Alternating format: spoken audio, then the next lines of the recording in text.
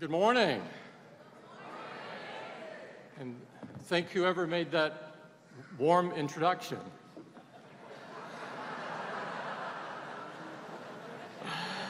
It's really great to be here with all of you at Stanford today.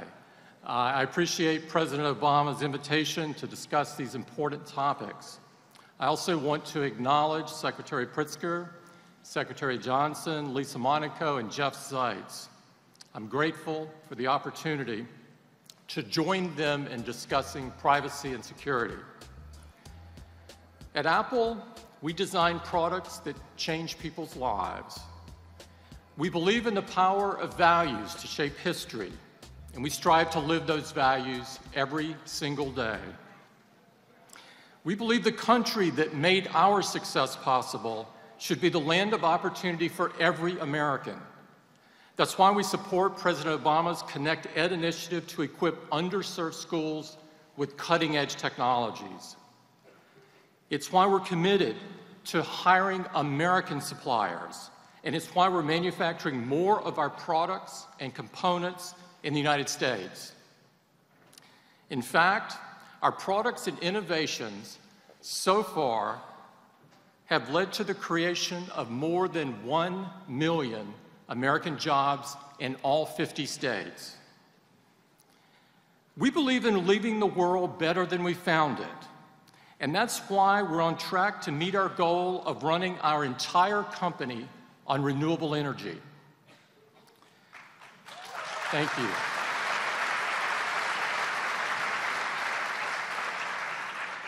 We believe in human rights and human dignity, which is why we put so much thought into how our products are manufactured, not only how they're designed. And we believe deeply that everyone has a right to privacy and security. And that's why I stand before you today. At Apple, we start with this very simple premise. Our customers' trust means everything to us. And we spent decades working to earn that trust. That's why privacy and security are built into every one of our products and services from their inception. We have strict policies that govern how all data is handled. Our networks and systems are segmented. Our hardware and software use encryption. And we have a security operations team monitoring our infrastructure 24/7. Beyond that, we have a straightforward business model that's based on selling the best products and services in the world, not on selling your personal data. Thank you. We don't sell advertisers any information from your email content, from your messages, or your web browsing history. We don't try to monetize the information you store on your iPhone or in iCloud. When we ask you for data, it's to provide you with better services. And even then, you have a choice. You're in the driver's seat on how much information you share and when you want to stop sharing it.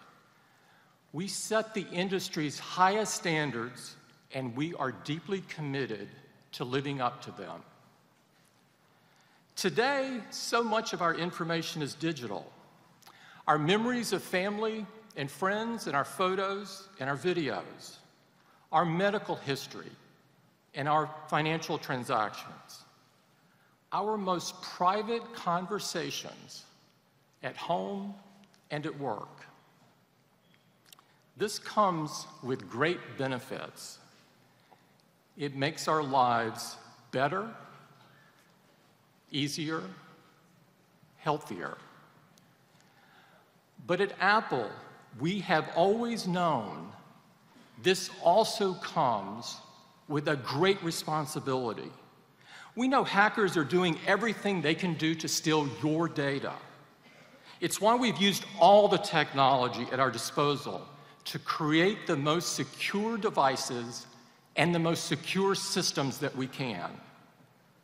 In 2013, more than 13 million Americans were victims of identity theft, which is now one of America's fastest growing crimes. In the last few years, hackers have infiltrated some of our biggest banks and companies, stealing the credit card and debit card information of hundreds of millions more.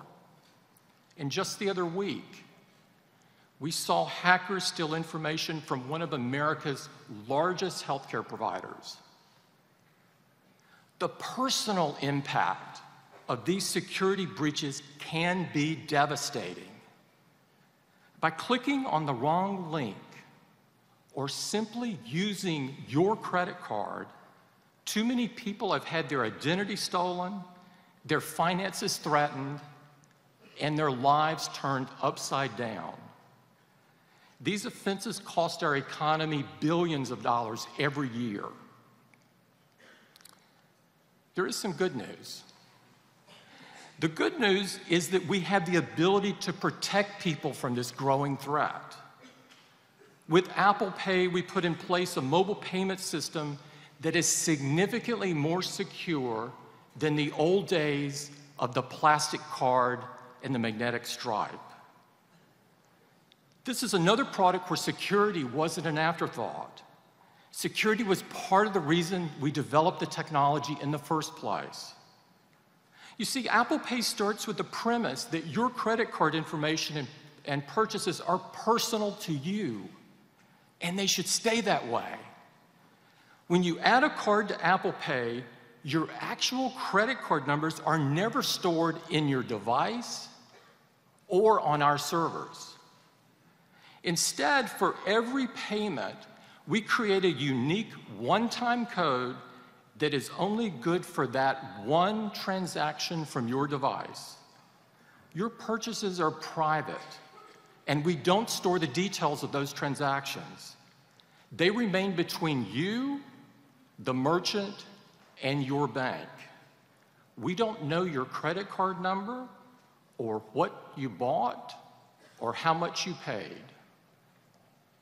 And we don't want to.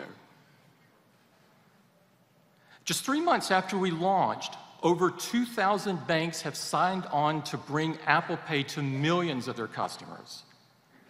And today, we're excited to announce that beginning in September, Apple Pay will be available for many transactions with the federal government. Like, for example, when you pay for admission to your favorite national park. We're also working to make sure credit and procurement cards issued to government employees for their expenses can be used with Apple Pay. And we're working on initiatives with leading banks and networks to use this technology with benefit programs like Social Security and veterans pensions that serve citizens at both the state and federal level. We can imagine a day in the not-so-distant future when your wallet becomes a remnant of the past. Your passport, your driver's license, and other important documents can be digitally stored in a way that's safe, secure, and easy to access, but only by you. After all, we shouldn't have to trade our security for the convenience of having all of this information at our fingertips. When a system is designed properly, security and convenience can actually work in harmony. This is a world of greater privacy and a world where criminals find it much more difficult to carry out their crimes. Without a doubt, safeguarding a world of digitized personal information is an enormous task, and no single company or organization can accomplish it on its own. That is why we're committed to engaging productively with the White House and the Congress and putting the results of these conversations into action.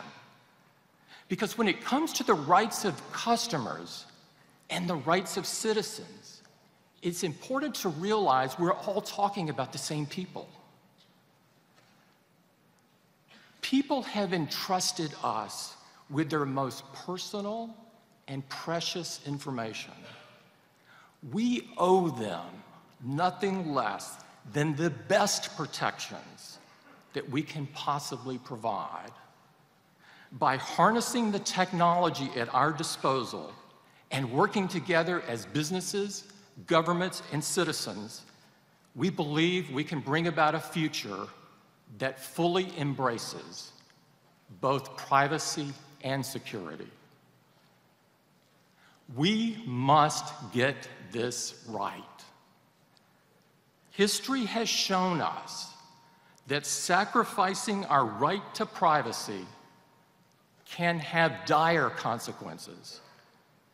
We still live in a world where all people are not treated equally. Too many people do not feel free to practice their religion or express their opinion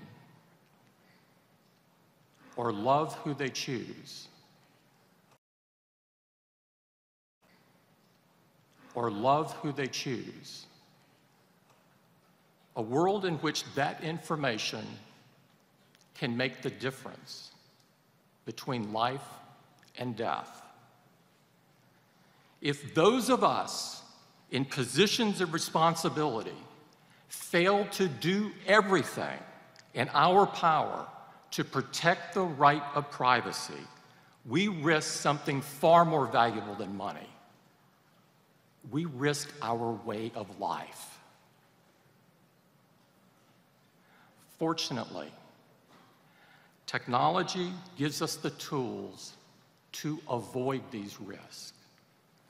And it is my sincere hope that by using them and by working together, we will. Thank you very much. Thank you. Thank you.